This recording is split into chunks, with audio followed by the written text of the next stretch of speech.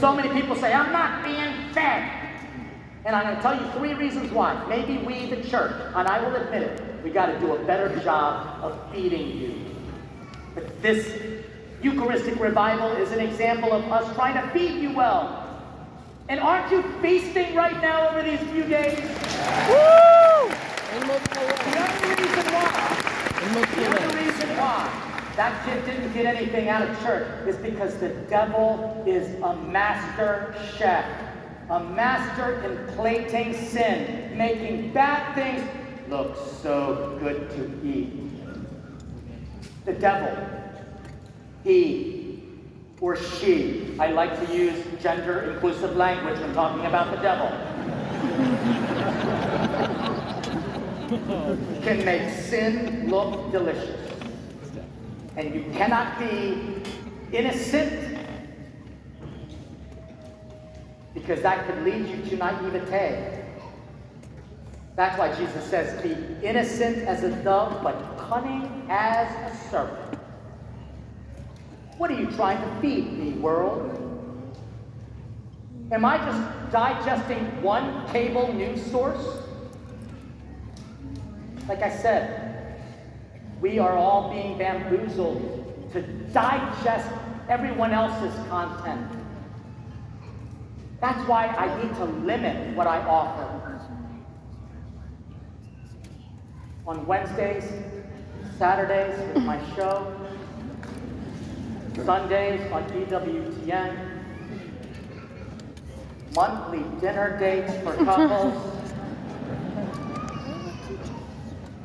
saint feast days throughout the year. In other words, I just want you to have a steady diet. But the third reason why this kid didn't get anything out of church was because he wasn't hungry. Let's admit it. If you're not hungry, you're not going to want to eat. That's why the whole theology of food, which I'm trying to encourage you to understand, requires you to know that God has always used food to save you from sin, including save his beloved chosen people, even giving them a chance to enter a land flowing with. But before they got there, they had to fast for how long in the desert? 40. Okay, some of you are saying 40 days, but it's actually 40 years. 40 days is what we represent in Jesus' days in the desert, to represent the 40 days of Noah's flood. And let's admit that they needed to be hungry. They needed to be hungry. That's why we actually, if you really want to put this Eucharistic revival into practice, you will fast the 1 hour before receiving communion. That is still church law, so to speak. At one point, when Catholics were not so whippy, we used to actually fast 12 hours before receiving communion. Now we only have 1 hour. And some people will even ask, when you say an hour before receiving communion, you mean at the point you receive communion, or at the point Mass starts?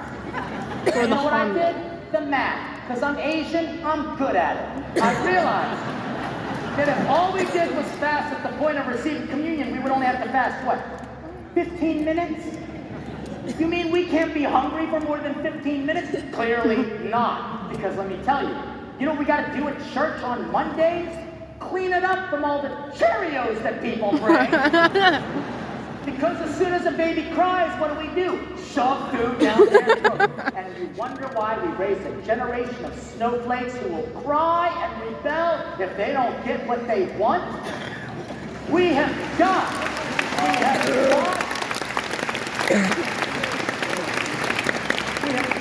to take very seriously what St. Paul wrote in his letter to the Filipinos. Because he said it very clearly. He said, your bellies have become your God. So I ask you, what are you hungry for? And where do you go to be fed? Because the devil will want to feed you. And it always looks good. And the bitter herbs of truth needs a vinaigrette.